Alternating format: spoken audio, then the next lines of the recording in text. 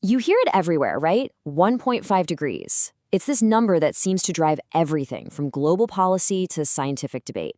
But what does it actually represent? Let's, really break it down. Seriously, it's all over the news in these huge international agreements, but it's so often misunderstood. Is it some kind of cliff we're about to fall off? A magic number we can't cross? And, what really happens if we hit 1.6? Let's dig in and see what the science actually says. Okay, so first things first, we've got to get the scientific baseline right. Because before we can even begin to talk about the consequences of this number, we all have to be on the same page about what it means. And here's a little hint. It has absolutely nothing to do with a single hot summer day. So here's the crucial point. 1.5 degrees is not about the weather tomorrow.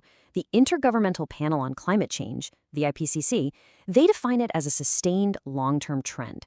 The best way to think about it is that the planet's baseline temperature is shifting upwards, and they measure that shift using a 30-year average. Now have a look at this. You can see that difference so clearly here. That jaggedy blue line jumping up and down, that's weather. All the monthly ups and downs. But the overall direction, that steady climb since the late 1800s, that's climate. That is the long-term trend we're talking about. Here's a really simple way to think about it.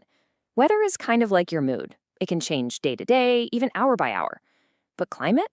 Climate is your personality. It's that underlying stable pattern that plays out over many, many years. What we're tracking is a fundamental shift in the planet's entire personality.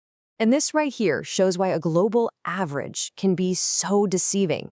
While the world as a whole is getting close to 1.5 degrees, a lot of places are already there and well beyond it. The IPCC actually reports that up to 40% of the world's population lives in areas that have already seen entire seasons warmer than 1.5 degrees. For millions, maybe billions of people, 1.5 degrees isn't some future forecast. It's their reality right now. So, if we get what 1.5 degrees is, the next obvious question is, well, when are we going to hit it? And that brings us to our next section, how we calculate the odds. And the way scientists do this is really interesting. It's not about prediction, it's about probability. Yeah, climate science isn't about circling a single doomsday date on the calendar. Instead, what researchers talk about are odds and likelihood. They run thousands and thousands of simulations to figure out the chances of crossing that threshold over time. This S-curve is a fantastic way to visualize that whole idea. See, this isn't just one prediction. It represents the combined results of thousands of possible climate futures. As we move forward in time, you can see the probability of crossing that 1.5 degree line, that's the orange curve, it just gets higher and higher. So how do they even get that curve? Well, it's basically a three-step process. First, scientists simulate thousands of these possible temperature pathways. Second, for each one of those paths, they apply a smoothing rule, like a 20-year moving average, to find that underlying climate trend, just like we were talking about before. And finally, they just count. At any given point in time, what percentage of all those simulated futures have crossed the 1.5 degree line? That percentage is the probability. And that brings us to a pretty stark conclusion from a 2024 study by Vera Valdez and Quist. What their models show is that if current emission trends continue, the probability of permanently going over that 1.5 degree threshold becomes greater than 99% by the year 2042. Okay, I know all of this can feel pretty abstract. We're talking numbers, probabilities, long-term averages. So what does it actually mean for us? In this final section, let's explore the human cost and see where all this data gets personal. And it's a fair question, right? It's just 1/10 of a degree. How much of a difference can that really make? Well, the answer, according to researchers in The Lancet, is a lot. They make it really clear that the effects are not linear.